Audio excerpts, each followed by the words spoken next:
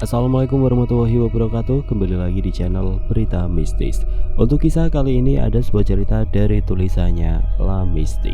Sebuah cerita yang berjudul Teror Hantu Penculik Anak. Sebelum kita lanjut ke ceritanya, tekan dulu tombol like video ini dan jangan lupa tekan juga tombol subscribe channel ini.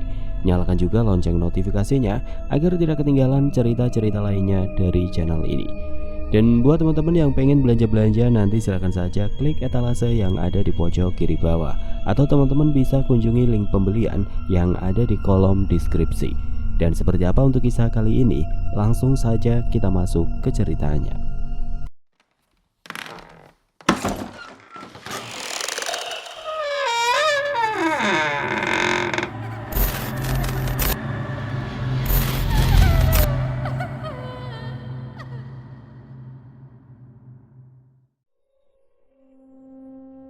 Ratna dan Wahyu, pasangan suami istri yang baru saja menikah, melangkah penuh semangat ke babak baru kehidupan mereka. Setelah mengucapkan janji suci di depan keluarga dan kerabat, kini mereka memulai hidup bersama di tempat yang jauh dari kampung halaman. Wahyu baru saja mendapatkan tugas dinas ke Kalimantan dan mereka diberi sebuah rumah dinas sebagai tempat tinggal sementara. Rumah dinas itu terletak di sebuah kawasan yang sunyi, tepat di ujung jalan kecil yang berakhir pada posisi tusuk sate. Meskipun banyak cerita yang beredar bahwa rumah-rumah di lokasi seperti itu sering dikaitkan dengan hal-hal mistis, Wahyu dan Ratna tidak terlalu memperdulikannya.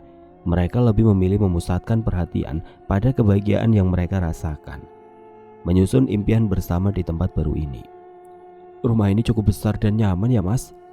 ujar Ratna sambil berjalan mengitari ruang tamu yang sederhana namun rapi. "Iya, Dek, kita bisa memulai menata sedikit demi sedikit. Kalau ada kekurangan, nanti kita cari jalan keluarnya," jawab Wahyu dengan senyum hangat. Hari-hari pertama mereka di rumah itu terasa menyenangkan. Suara gemerisik daun dan pepohonan di sekitar rumah menemani pagi mereka. Sementara aroma masakan Ratna mulai menjadi bagian dari rumah itu. Tidak ada tanda-tanda yang aneh, hanya rasa tenang yang memenuhi hati mereka. Namun kebahagiaan mereka semakin bertambah ketika Ratna merasa tubuhnya berbeda dari biasanya. Beberapa hari setelah memeriksakan diri ke dokter, kabar gembira pun datang. Ratna hamil. Wahyu memeluk istrinya erat-erat, matanya berkilau penuh kebahagiaan. "Alhamdulillah, Dek, ini adalah hadiah terindah dalam hidup kita." Ratna tersenyum sambil menyeka air mata haru. "Iya, Mas, aku gak sabar menantikan bayi kecil kita." Hari itu menjadi momen yang tidak terlupakan bagi mereka. Kebahagiaan menyelimuti rumah sederhana itu, menggantikan setiap kekhawatiran akan lokasi atau cerita-cerita yang sempat mereka dengar. Kehadiran calon buah hati mereka memberikan warna baru yang cerah dalam kehidupan mereka di Kalimantan. Setelah beberapa bulan tinggal di rumah dinas, Wahyu mulai sibuk dengan pekerjaannya.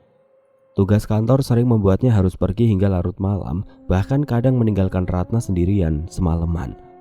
Ratna yang pada awalnya merasa nyaman, mulai merasakan kesunyian rumah itu yang terkadang terasa terlalu mencekam. Rumah dinas mereka terletak cukup jauh dari tetangga terdekat. Ketika malam tiba, suara jangkrik dan desau angin adalah satu-satunya hal yang menemani Ratna. Meskipun ia berusaha menghibur diri dengan membaca atau menonton televisi, ada saat-saat di mana ia merasa seperti diawasi. Tapi setiap kali ia mencoba mencari asal perasaan itu, tidak ada apa-apa, hanya bayangan dirinya sendiri yang memantul di jendela. Satu malam ketika Wahyu harus dinas keluar kota selama 2 hari, Ratna merasa lebih gelisah dari biasanya. Malam itu terasa sangat sunyi, bahkan lebih dari biasanya. Ia memutuskan untuk tidur lebih awal, berharap malam akan cepat berlalu. Namun dalam tidurnya ia bermimpi aneh. Mimpi yang begitu nyata hingga ia hampir tidak bisa membedakan antara kenyataan dan imajinasi. Dalam mimpinya, Ratna berdiri di tengah rumah yang sama. Namun suasana berbeda, lampu-lampu rumah padam, hanya diterangi oleh sinar rembulan yang temaram. Udara terasa dingin menusuk tulang. Ia mendengar suara langkah kaki di belakangnya, pelan tapi berat, seperti seseorang menyeret sesuatu. Ratna berbalik. Dan di sana berdiri seorang wanita berpakaian putih kusam. Rambutnya panjang, terurai tidak rapi, menutupi sebagian besar wajahnya. Wanita itu diam tidak bergerak, hanya menatap Ratna dari balik rambutnya yang kusut. Ratna ingin berteriak tapi suaranya tercekat di tenggorokan. Kakinya seolah-olah terpaku di lantai, tidak bisa bergerak. Tiba-tiba wanita itu melangkah maju, 1 langkah, 2 langkah, dan kemudian berlari ke arahnya. Dengan nafas terengah-engah Ratna terbangun. Peluh dingin membasahi tubuhnya. Ia memegang perutnya yang kini mulai membesar. Mencoba menenangkan diri, namun ia tetap merasa seolah-olah ada sesuatu yang salah. Ratna menoleh ke arah jendela kamar. Tirai jendela yang sebelumnya tertutup rapat kini tersingkap sedikit, memperlihatkan kegelapan pekat di luar. Dalam sekejap bayangan samar seperti sosok wanita di mimpinya terlihat berdiri di luar jendela, menatapnya. Ratna memejamkan mata erat-erat, mencoba meyakinkan dirinya bahwa itu adalah bayangan, hanya efek dari mimpinya. Ketika ia membuka matanya lagi, sosok itu sudah tidak ada. Namun perasaan diawasi semakin kuat. Malam itu terasa begitu panjang. Ratna hanya bisa berdoa agar pagi segera datang dan Wahyu bisa segera pulang untuk menemaninya. Tapi dalam hatinya ia tahu ada sesuatu di rumah itu yang mulai mengusik. Pagi hari datang, sinar matahari menerobos jendela rumah dinas yang semalam terasa begitu mencekam bagi Ratna. Namun meski suasana rumah kini terang dan hangat, rasa takut yang ia alami masih membekas. Tatapan kosong dari sosok wanita di mimpinya terus terbayang di pikirannya. Ketika Wahyu akhirnya pulang dari dinasnya pagi itu, Ratna langsung menyambutnya dengan raut wajah gelisah. Ia menceritakan semuanya tentang mimpi buruk yang begitu nyata. Sosok wanita misterius yang mengejarnya hingga bayangan samar yang ia lihat di jendela setelah terbangun. "Mas, aku gak tahu apakah itu cuma mimpi atau aku benar-benar lihat sesuatu. Tapi malam itu, aku merasa ada yang aneh di rumah ini," ujar Ratna sambil memegang tangan suaminya erat-erat. Wahyu mendengarkan dengan tenang, tapi kemudian tersenyum tipis, mencoba menenangkan. "Ah Dek, mungkin itu cuma mimpi buruk karena kamu terlalu capek atau stres. Rumah ini kan sunyi, jadi wajar kalau kamu merasa gak nyaman sendirian." "Tapi mas, aku serius, rasanya nyata sekali. Aku sampai takut tidur lagi." Ratna bersikeras, suaranya bergetar. Wahyu menghela nafas panjang. Ia tidak ingin menganggap remeh perasaan istrinya. Tapi baginya, semua itu mungkin hanya efek dari rasa kesepian Ratna karena sering ditinggal. "Begini Dek, kalau kamu merasa gak nyaman sendirian di rumah, bagaimana kalau kita cari pembantu rumah tangga?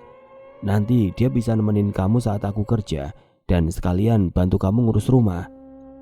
Ratna terdiam sejenak, mempertimbangkan usulan Wahyu.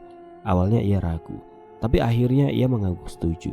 Setidaknya keberadaan orang lain di rumah bisa membuatnya merasa lebih tenang. Hari-hari Ratna perlahan menjadi lebih tenang setelah Wahyu menerima rekomendasi dari seseorang teman untuk mencari asisten rumah tangga yang lebih cocok. Temannya menyarankan seorang gadis muda bernama Asih yang berasal dari Jawa. "Asih ini orangnya rajin dan baik, Mbak. Dia juga telaten kalau kerja. Saya pikir dia cocok buat nemenin Mbak Ratna di rumah," ujar teman Wahyu saat memperkenalkan Asih lewat telepon. Setelah berbicara dan mengenal sedikit tentang Asih, Wahyu dan Ratna sepakat untuk memperkerjakannya. Beberapa hari kemudian Asih tiba di rumah mereka. Saat pertama kali melihat Asih, Ratna merasa nyaman. Gadis itu sederhana, berpenampilan rapi, dengan senyum yang ramah. Usianya baru sekitar awal 20-an. Lebih muda dari Ratna, tapi sikapnya penuh sopan santun. "Panggil saja saya Asih, Mbak," ucapnya saat pertama kali bertemu. "Semoga saya bisa membantu Mbak dan Mas Wahyu di sini." Ratna tersenyum. "Terima kasih Asih, saya yakin kamu pasti bisa. Kalau ada apa-apa jangan sungkan ya." Sejak hari pertama bekerja, Asih menunjukkan dirinya sebagai sosok yang cekatan dan rajin. Ia dengan telaten membersihkan rumah, memasak, dan membantu Ratna menyelesaikan pekerjaan-pekerjaan rumah tangga. Kehadirannya juga membawa suasana baru yang lebih hangat di rumah dinas itu. "Asih ini benar-benar seperti yang dibilang teman Mas Wahyu," ujar Ratna kepada suaminya suatu malam. "Dia gak cuma membantu, tapi juga enak diajak ngobrol. Rumah jadi terasa lebih hidup." Hari-hari berlalu dengan lebih ceria bagi Ratna. Kehadiran Asih memberikan warna baru dalam rutinitasnya. Di pagi hari, mereka sering duduk di teras sambil menikmati teh hangat, berbincang tentang banyak hal, terkadang mereka berjalan-jalan di sekitar lingkungan rumah untuk menikmati udara segar. Meskipun suasana di sekitar rumah dinas itu cenderung sepi. Malam itu Wahyu kembali harus lembur di kantor. Rumah dinas terasa begitu sepi, meskipun Ratna sudah terbiasa dengan kehadiran Asih yang menemani kesehariannya. Namun sejak selesai makan malam, Asih tampak kelelahan dan pamit lebih awal untuk tidur di kamarnya. Jam dinding menunjukkan pukul 10 malam. Ratna yang sedang membaca di kamar mencoba mengalihkan pikirannya dari kesunyian rumah itu. Namun tiba-tiba telinganya menangkap sesuatu, suara lembut seperti seorang bernyanyi. Suara itu terdengar samar, melantunkan nada yang pelan namun asing, dengan lirik yang tidak bisa dimengerti. Awalnya Ratna mengira itu hanya suara televisi tetangga yang volumenya terlalu keras. Tetapi kemudian ia sadar rumah mereka berada di lokasi yang cukup jauh dari rumah tetangga. Ia mendongak, mendengarkan lebih seksama suara itu berasal dari luar kamarnya. "Asih," panggil Ratna dengan nada ragu. Tidak ada jawaban. Ia memanggil lagi, kali ini lebih keras. "Asih, kamu denger nggak?" Ratna mencoba menenangkan dirinya. Ia mengambil ponsel di meja nakas untuk mengecek jam. Sudah lewat pukul 10 malam. Harusnya Asih sudah tidur. Namun suara nyanyian itu semakin jelas. Suaranya seperti seorang wanita yang melantunkan lagu dengan nada lirih, tinggi dan melengking, tapi perlahan terdengar semakin dekat. Ratna menelan ludah, bulu kuduknya mulai meremang. Ia berdiri perlahan dari tempat tidur, membuka pintu kamar dengan tangan yang bergetar. Koridor rumah tampak gelap karena semua lampu sudah dipadamkan kecuali lampu kamar Ratna. "Asih, kamu di mana?" Kali ini suaranya sedikit serak karena rasa takut mulai merayap. Nyanyian itu masih terdengar. Kini Ratna yakin bahwa suara itu berasal dari arah ruang tamu. Langkah kakinya terasa berat ketika ia mencoba mendekati sumber suara. Jantungnya berdetak lebih cepat seiring nyanyian itu semakin keras, namun tetap melodius. Ketika ia tiba di ruang tamu, ia melihat bahwa tirai jendela depan bergoyang perlahan, meskipun semua jendela sudah tertutup rapat. "Asih," panggil Ratna lagi, hampir seperti berbisik. Tiba-tiba nyanyian itu terhenti, rumah menjadi sunyi senyap, begitu sunyi hingga Ratna bahkan bisa mendengar detak jantungnya sendiri. Perasaan lega yang sempat muncul seketika menghilang saat suara tawa pelan, lembut, namun mengerikan mulai menggema di seluruh ruangan. Tawa itu terdengar seperti berasal dari seorang wanita, namun ada sesuatu yang tidak wajar. Nada tawanya terlalu tinggi, seperti bercampur dengan isakan. Ratna membeku di tempat. Suara itu begitu jelas, melafalkan namanya dengan pelan, namun penuh tekanan. Ia perlahan menoleh dan saat itulah ia melihatnya. Di pojok ruang tamu berdiri seorang wanita. Wanita itu berpakaian putih lusuh dengan rambut panjang yang menutupi sebagian besar wajahnya. Tubuhnya terlihat kaku, namun kepalanya perlahan miring ke salah satu sisi, seperti sedang mengamati Ratna. Ratna menahan nafas, tubuhnya gemetar hebat. "Siapa kamu?" Suaranya hampir tidak terdengar. Wanita itu tidak menjawab. Sebaliknya ia mulai berjalan perlahan ke arah Ratna. Langkah-langkahnya hampir seperti melayang. Setiap langkah yang diambilnya, udara di sekeliling Ratna terasa semakin dingin, menusuk hingga ke tulang. Ketika wanita itu semakin dekat, Ratna melihat wajahnya. Kulitnya pucat seperti mayat, matanya hitam pekat tanpa bola mata, dan bibirnya melengkung menjadi senyuman lebar yang tidak alami. Ratna berteriak dan mundur tergesa-gesa, jatuh terduduk di lantai. Wanita itu berhenti, lalu tiba-tiba mengeluarkan tawa keras yang menggema di seluruh rumah. Suara tawanya begitu nyaring dan mengerikan, membuat telinga Ratna berdenging. Ratna memaksakan diri untuk bangkit, berlari menuju kamar sambil menangis ketakutan. Ia membanting pintu dan menguncinya rapat-rapat.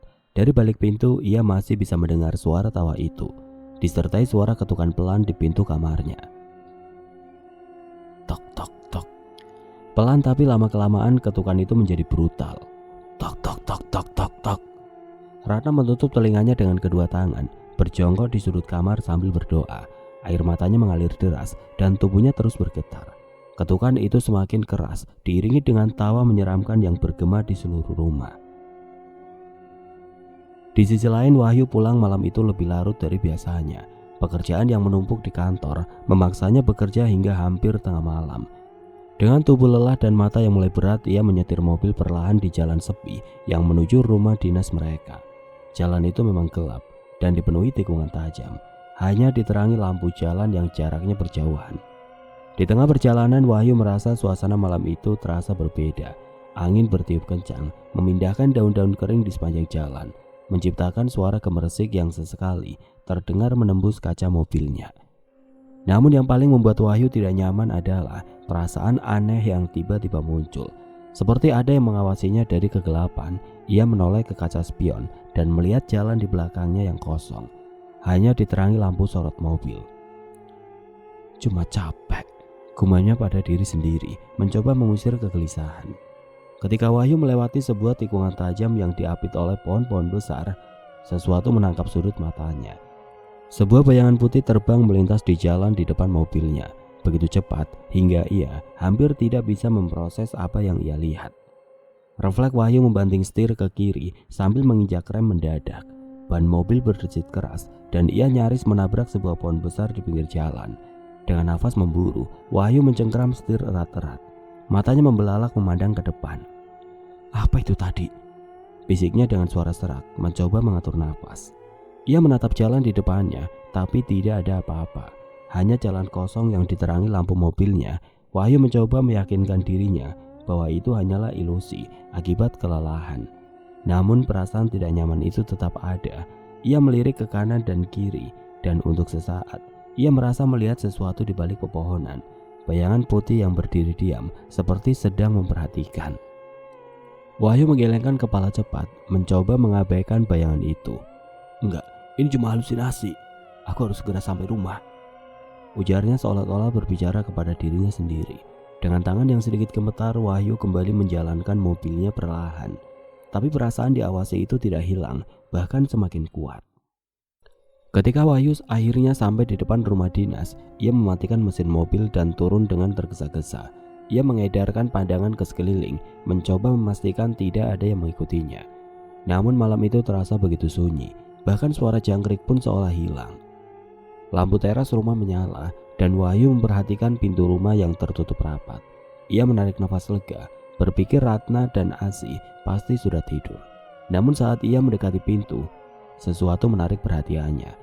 Tirai di salah satu jendela ruang tamu bergerak perlahan, meskipun tidak ada angin sama sekali. Apa Asih atau Ratna masih bangun? Pikir Wahyu sambil mengeluarkan kunci untuk membuka pintu. Ketika pintu terbuka, rumah terlihat gelap dan sunyi. Wahyu melangkah masuk, meletakkan tas kerjanya di meja dekat pintu. Ia memanggil pelan, "Dek Ratna, Asih." Tidak ada jawaban. Wahyu menyalakan lampu ruang tamu, mencoba mengusir kegelapan yang terasa mencekam. Tapi saat ia melangkah lebih jauh ke dalam rumah, ia melihat sesuatu yang membuat tubuhnya menegang. Di ujung lorong menuju kamar, sebuah sosok berdiri membelakanginya. Sosok itu menggunakan pakaian putih lusuh, rambutnya panjang dan terurai, hampir menyentuh lantai. "Ratna!" Wahyu mencoba memanggil, tapi suaranya serak dan bergetar. Sosok itu tidak bergerak, tubuhnya diam seperti patung, tapi aura dingin yang menyelimutinya begitu terasa hingga membuat bulu kuduk Wahyu meremang. Wahyu mengambil langkah perlahan mendekati sosok itu, mencoba memastikan siapa dia, tapi sebelum ia bisa melangkah lebih dekat, sosok itu perlahan menoleh. Wajahnya tidak normal, kulitnya pucat seperti mayat, bola matanya hitam pekat, dan senyumnya menyeringai lebar, menunjukkan gigi-giginya yang tajam dan kotor. Sosok itu menatap Wahyu dengan pandangan penuh kebencian, dan dalam sekejap, sosok itu menghilang seperti kabut yang tertiup angin. Wahyu terperangah, tubuhnya membekuk di tempat. Namun sebelum ia bisa mencerna apa yang baru saja terjadi, terdengar suara dari dalam kamar, jeritan Ratna yang memecah kesunyian malam. "Mas, tolong!" Wahyu langsung berlari ke kamar, membuka pintu dengan panik. Di dalam ia menemukan Ratna terduduk di sudut kamar, wajahnya pucat pasi dan matanya basah oleh air mata. "Dek, ada apa?" "Mas, dia ada di sini," bisik Ratna dengan suara lirih sambil menunjuk ke arah sudut kamar. Wahyu menoleh ke arah yang ditunjukkan Ratna, dan di sana, di pojok gelap kamar terlihat sosok wanita berbaju putih yang sama.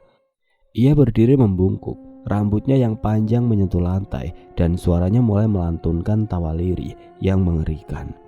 "Keluar, jangan ganggu kami!" Wahyu berteriak, mencoba memberanikan diri meskipun tubuhnya gemetar hebat.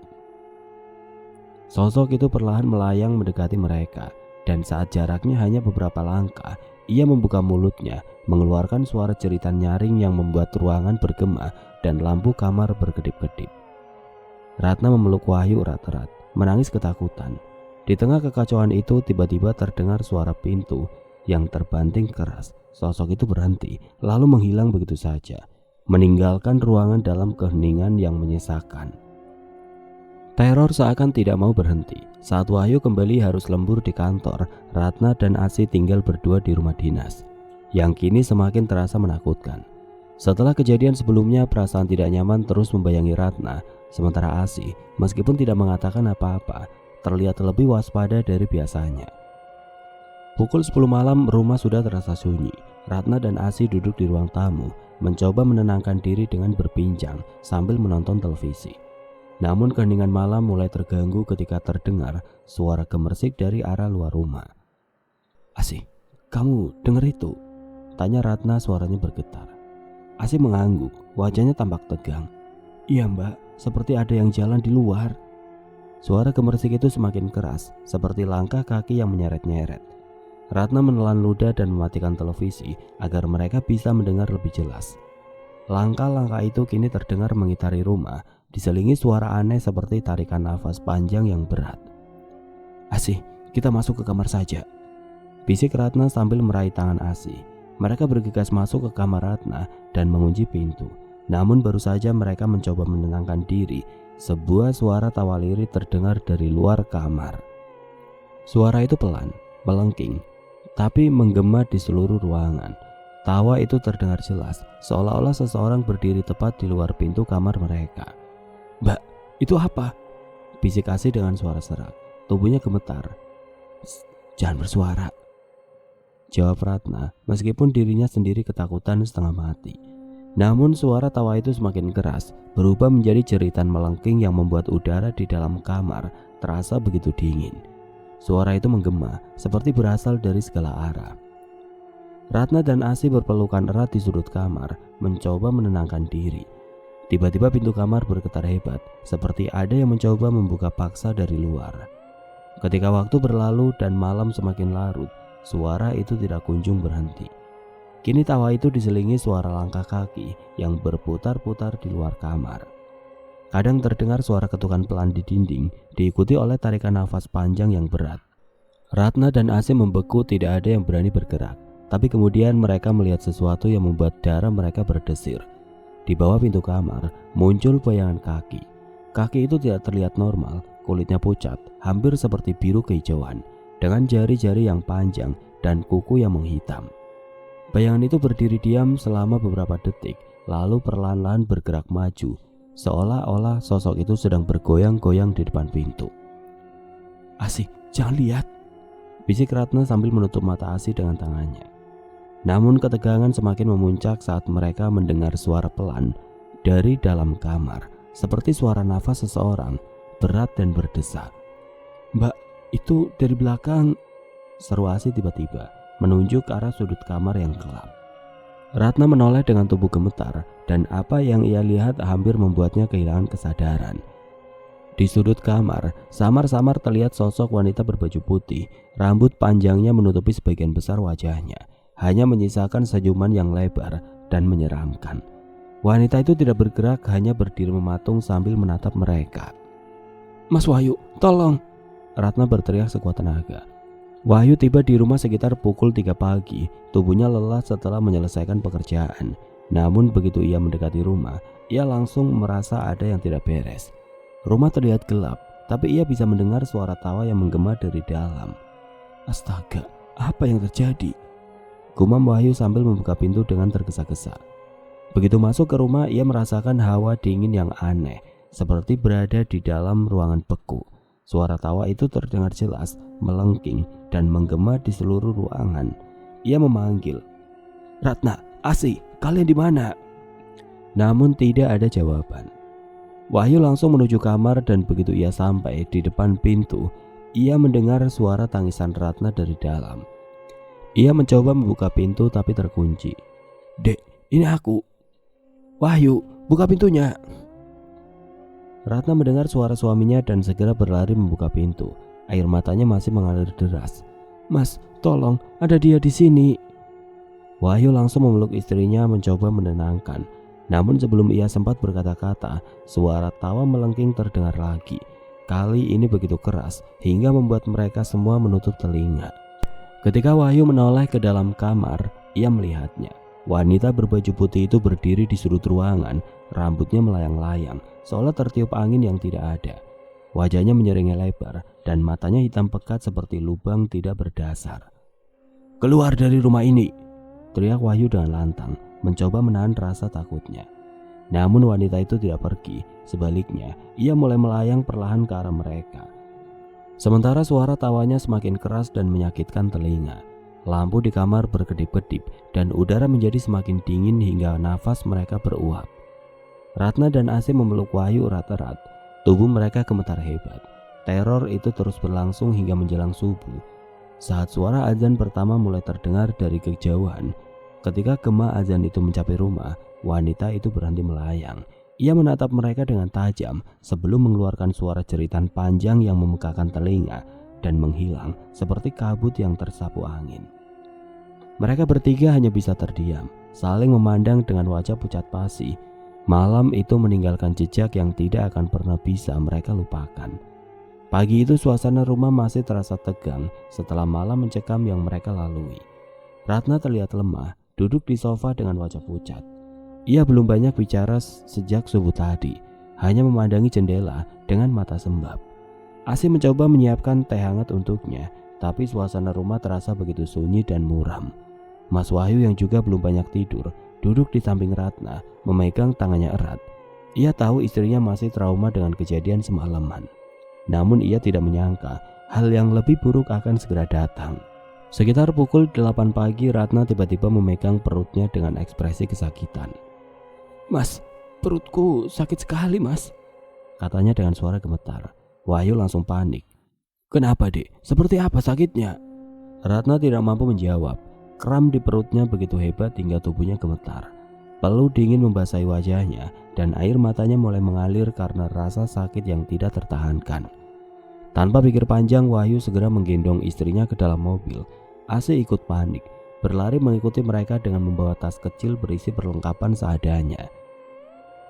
Mobil melaju dengan cepat ke arah klinik terdekat. Wahyu mengemudi dengan cemas, terus menatap Ratna yang terbaring lemah di kursi belakang.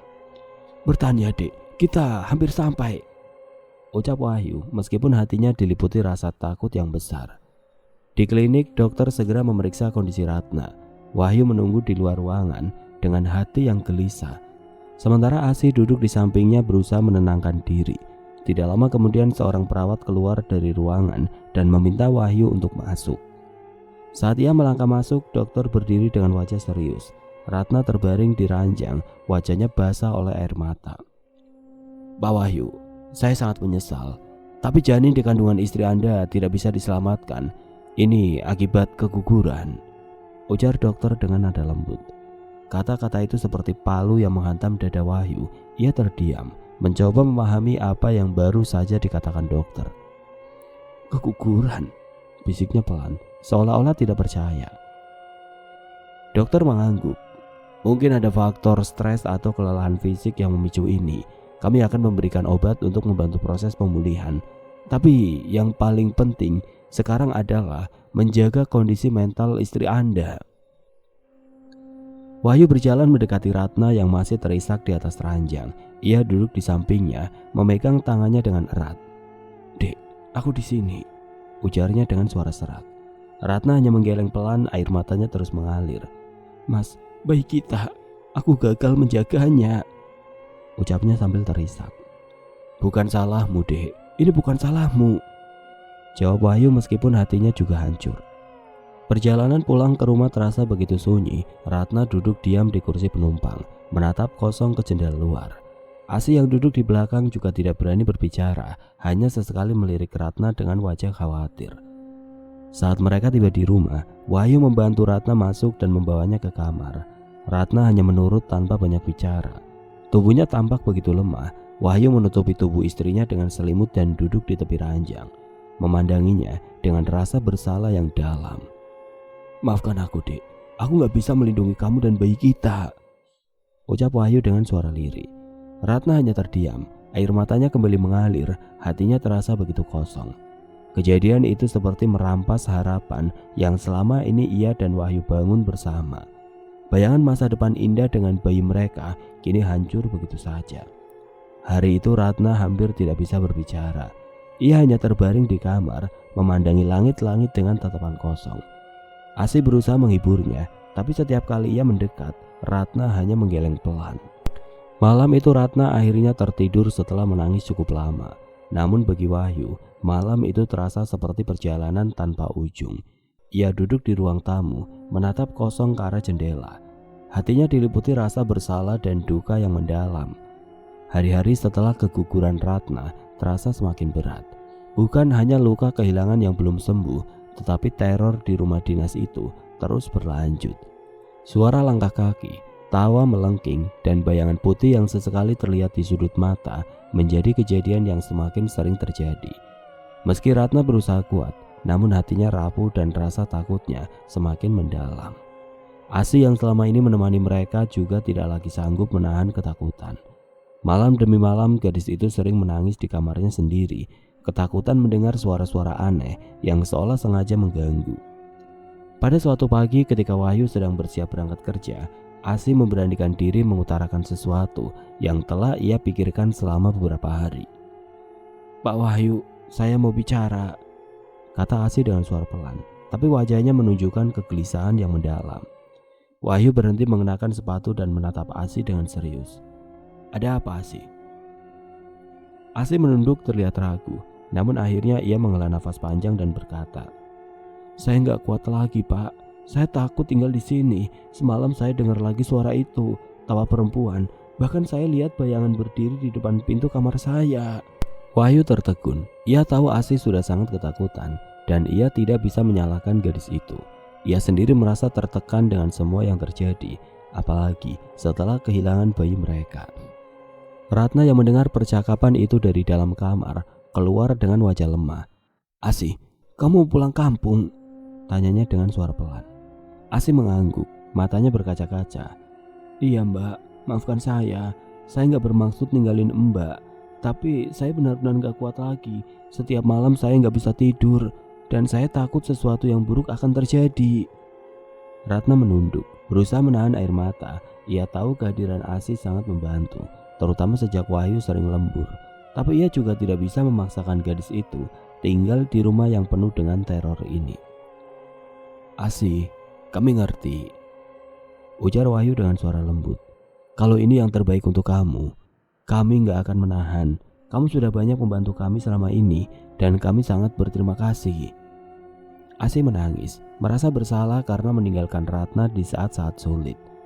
"Maafkan saya Mbak, Pak, saya benar-benar minta maaf." Ratna menghampiri Asi dan memeluknya erat. "Gak apa-apa Asi, kamu harus jaga diri di kampung nanti ya. Terima kasih sudah menemani aku selama ini." Hari kepulangan Asi tiba dengan cepat. Pagi itu Wahyu mengantar Asi ke terminal bis. Suasana di mobil terasa begitu hening. Ratna memilih tidak ikut mengantar karena kondisinya masih lemah. Dan ia tahu perpisahan ini akan terlalu emosional baginya. Setibanya di terminal, Wahyu membantu Asi mengangkat barang-barangnya ke dalam bis. Sebelum naik, Asi menatap Wahyu dengan senyum aneh yang membuat Wahyu kaget. Senyum itu tidak bisa dideskripsikan atau diartikan apa-apa. Hari-hari setelah Asi pergi, suasana rumah dinas yang sebelumnya sudah mencekam kini terasa semakin berat. Ratna dan Wahyu merasakan ada sesuatu yang terus mengikuti mereka, seakan-akan mereka tidak pernah benar-benar sendirian.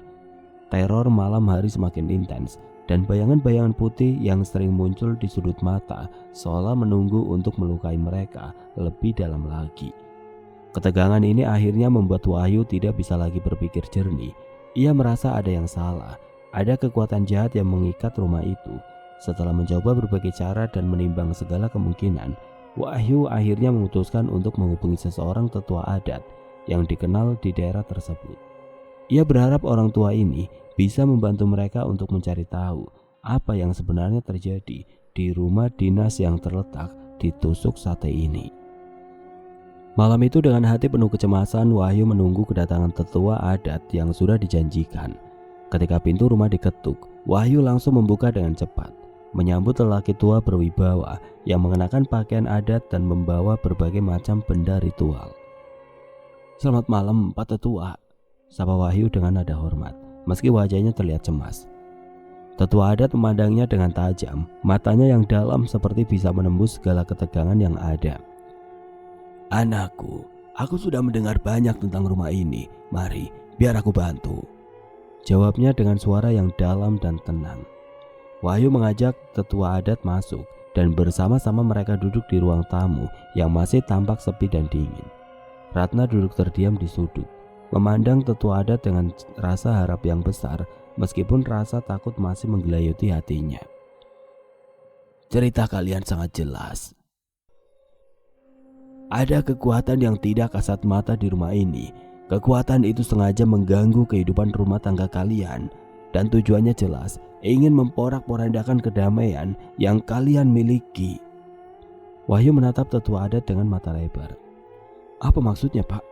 Apa yang harus kami lakukan?" Tetua adat menghela nafas, lalu berdiri. "Ada sesuatu yang harus aku temukan di sini. Biarkan aku mencari sumbernya." Tanpa banyak bicara, tetua adat melangkah menuju kamar yang dulunya ditempati Asih. Kamar itu sekarang tampak lebih kosong, hanya menyisakan beberapa perabot yang sudah tidak lagi digunakan. Namun saat tetua adat membuka pintu kamar, udara di dalamnya terasa begitu dingin dan mencekam, seakan sesuatu sedang menunggu. Ratna dan Wahyu mengikuti dari belakang dengan perasaan cemas. Tatapan mereka tidak bisa lepas dari tetua adat yang perlahan-lahan berjalan mengelilingi kamar, seolah mencari sesuatu yang sedang tersembunyi. Akhirnya tetua adat berhenti di sudut ruangan dekat jendela yang tertutup rapat. Ia menunduk, meraba-raba lantai dengan tangannya. "Di sini," bisiknya pelan, lalu melangkah ke salah satu sudut lemari. Saat tetua adat membuka lemari, Ratna dan Wahyu terkejut melihat benda-benda aneh yang tersembunyi di dalamnya. Ada sebuah buntalan kecil yang terbuat dari kain hitam yang terikat dengan tali. Dengan hati-hati, tetua adat membuka buntalan itu dan di dalamnya ditemukan beberapa helai rambut manusia yang kusut dan tampak kotor. Di sampingnya ada juga beberapa lembar kertas yang dipenuhi doa-doa yang tampak seperti mantra dalam bahasa yang tidak familiar. "Apa itu?" tanya Ratna kaget. "Inilah benda yang meneror kalian selama ini. Siapa pemilik kamar ini sebelumnya?" "Asih," sebut Wahyu. Dengan perasaan emosi, Wahyu pun menelpon temannya yang merekomendasikan Asih dari Jawa. Tapi bukannya menjawab pertanyaan Wahyu, temannya hanya tertawa di balik telepon, seakan membenarkan semua pertanyaan dan dugaan Wahyu. "Kamu sudah tahu ya?" kata temannya dari balik telepon.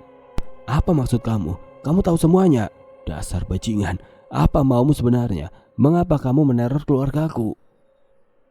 "Siapa yang bajingan di sini, Wahyu? Aku apa kamu? Kamu ingat kan, saudariku yang kamu hamili dulu. Asih itu adiknya," teriak teman Wahyu tidak kalah emosi. Wahyu terdiam mendengar kata Sari. Nama itu seperti menamparnya keras. Ia teringat masa lalu yang kelam, masa ketika ia masih muda dan sempat menjalin hubungan dengan seorang wanita bernama Sari. Namun hubungan itu berakhir dengan cara yang tragis. "Sari," Wahyu berbisik pelan, suaranya serak. "Tapi bagaimana Asih bisa menjadi adiknya dan kenapa dia begitu membenci aku?" Temannya kembali berbicara dengan suara berat, penuh penyesalan. "Dulu ketika Sari hamil, kamu menolak untuk bertanggung jawab. Kamu memaksa dia untuk menggugurkan kandungannya dan itu sangat mempengaruhi hidupnya. Sari yang tertekan akhirnya menjalani aborsi itu, tapi dia meninggal dalam proses tersebut. Itu adalah kesalahan besar, Wahyu. Kamu gak tahu betapa Sari sangat terluka dan tertekan." Wahyu merasakan dunia seolah berhenti berputar. "Sari meninggal?" Suaranya hampir tidak terdengar. Suara kesedihan yang mendalam merasuk ke dalam dirinya. Ia ingat betul betapa kerasnya ia menanggapi kehamilan Sari waktu itu. Keputusan untuk mengabaikan tanggung jawabnya dan mendorong Sari untuk mengakhiri kandungannya kini terasa seperti sebuah beban yang tidak bisa ia lepaskan. Temannya melanjutkan, Asi adalah adik dari Sari, dan sejak kepergian kakaknya, dia menyimpan dendam yang sangat besar. Dendam yang kamu ciptakan dengan keputusan bodohmu dulu. Asi tidak bisa memaafkanmu, Wahyu. Itulah sebabnya dia mengikutimu ke Kalimantan dan bahkan berani melakukan segala cara untuk mengusik hidupmu. Semua yang kamu alami sekarang adalah akibat dari tindakanmu yang dulu. Sari mungkin sudah tiada, tetapi rasa sakit dan dendam Asi tetap ada. Dan itulah yang dia bawa ke rumahmu. Wahyu merasa seperti disambar petir. Perasaannya bercampur aduk antara penyesalan yang mendalam dan rasa takut yang mendalam. Semua teror yang mereka alami selama ini ternyata berakar dari perbuatannya sendiri yang dulu dianggap remeh. Tapi kini setelah mendengar cerita itu, ia tahu betul bahwa rasa sakit yang ia timbulkan kepada Sari dan Asi tidak akan bisa hilang begitu saja. Jadi, Asi, dia melakukan semua ini karena aku? Wahyu bertanya, suaranya hampir hilang. Temannya di ujung telepon mengangguk meskipun Wahyu tidak bisa melihatnya. Iya Wahyu, Asi sudah sangat terobsesi untuk membalas dendam. Dia menganggap kamu harus merasakan penderitaan yang sama seperti yang dirasakan oleh kakaknya. Maafkan aku, tapi ini adalah akibat dari apa yang sudah kamu perbuat dulu. Telepon terputus begitu saja, meninggalkan Wahyu dalam keheningan yang mencekam. Ia duduk terpaku di kursinya, tidak tahu harus berbuat apa. Semua perasaan bersalah, penyesalan, dan ketakutan menyatu menjadi satu beban yang tidak tertahankan. Ia teringat akan Sari, wajahnya yang dulu penuh harapan, dan bagaimana ia merusak masa depan mereka berdua dengan keputusan bodoh yang dia ambil. Di sampingnya Ratna yang mendengar percakapan itu menghela nafas panjang. Jadi Asi memang ada hubungan dengan masa lalumu, dan dia membenci kamu karena itu? Tanyanya dengan suara lembut, meski hatinya juga terasa remuk. Wahyu menunduk, air matanya mengalir perlahan. Aku sudah menghancurkan hidupnya Ratna, dan sekarang aku menghancurkan hidup kita juga. Aku benar-benar menyesal. Meskipun ucapan yang dilakukan oleh tetua adat sudah mengusir energi gelap dari rumah dinas itu, suasana di dalam rumah masih terasa berat dan kosong. Rumah yang dulunya penuh dengan harapan, tawa kebahagiaan, pengantin baru, kini berubah menjadi tempat yang sunyi dan penuh kenangan yang pahit. Malam itu rumah terasa lebih sepi dari biasanya. Hujan turun dengan derasnya, menampar kaca jendela dengan suara yang bergemuruh. Di dalam hanya ada Ratna yang duduk di kursi, tangannya memeluk lutut, menatap kosong ke lantai. Wajahnya pucat, matanya sembab dan lelah. Sudah berhari-hari ia diam, berjuang dengan perasaan hampa dan sakit yang semakin dalam. Tetapi malam ini sesuatu meledak di dalam dirinya. Dengan tiba-tiba ia berdiri dari kursinya, nafasnya terengah-engah, jantungnya berdebar kencang, suasana yang hening dan gelap seakan menjadi latar bagi ledakan emosinya yang tidak terkontrol. Wajahnya merah, matanya dipenuhi amarah dan air mata yang tidak lagi bisa ia tahan. Dasar bajingan, kau benar-benar bajingan Wahyu, teriak Ratna. Suara Ratna terdengar menggema di seluruh rumah. Tangannya terkepal erat, gemetar menahan kemarahan yang sudah terlalu lama terkubur. Ia melangkah cepat menuju ruang tamu, membanting pintu dengan keras. Seakan itu bisa melepaskan beban berat yang ada di dalam dadanya. Ia berjalan mundur, menatap kosong ke arah ruang makan yang sepi. Hanya bayang-bayang dirinya yang tampak di cermin. Tangannya menyentuh meja, menggeramnya dengan erat.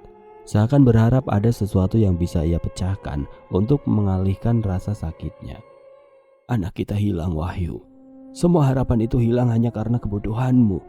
Kamu tidak pernah pedulikan, tidak pernah peduli dengan aku, dengan anak kita. Semua yang aku harapkan hancur. Teriakan itu seperti dentingan keras yang terus bergema di dalam rumah. Bahkan setelah suara Ratna mereda, keheningan yang menggantung terasa lebih berat, lebih pekat. Ratna terjatuh di lantai, tubuhnya gemetar dengan nafas yang terputus-putus.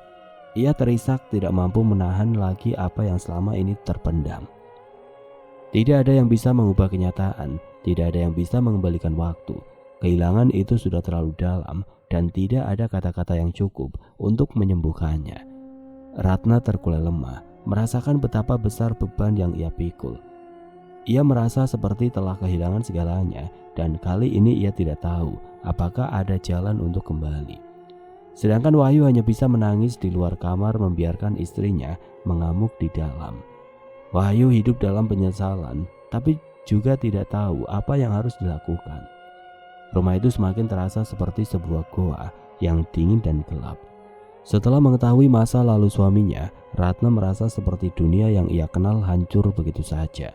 Semua kebahagiaan yang pernah ia rasakan seakan terhapus, tersapu begitu saja oleh kenyataan pahit yang tidak terungkap.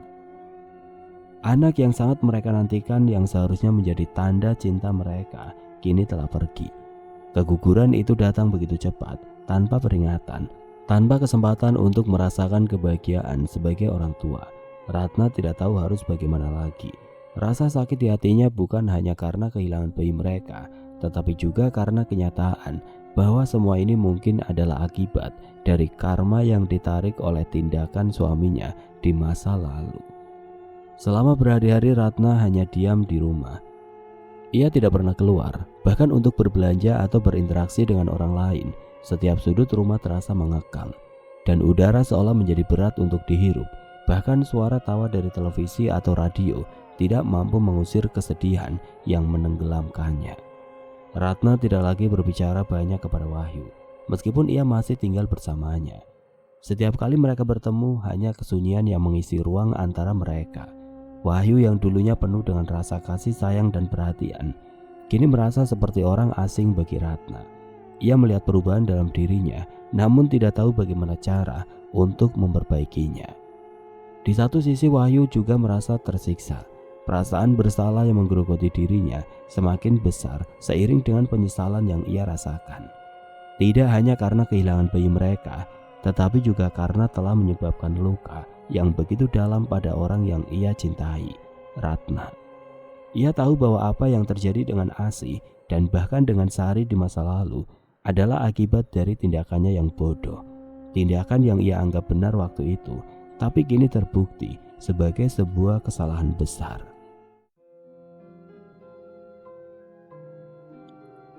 Oke teman-teman, sekian untuk kisah kali ini. Bagaimana menurut kalian tentang kisah ini?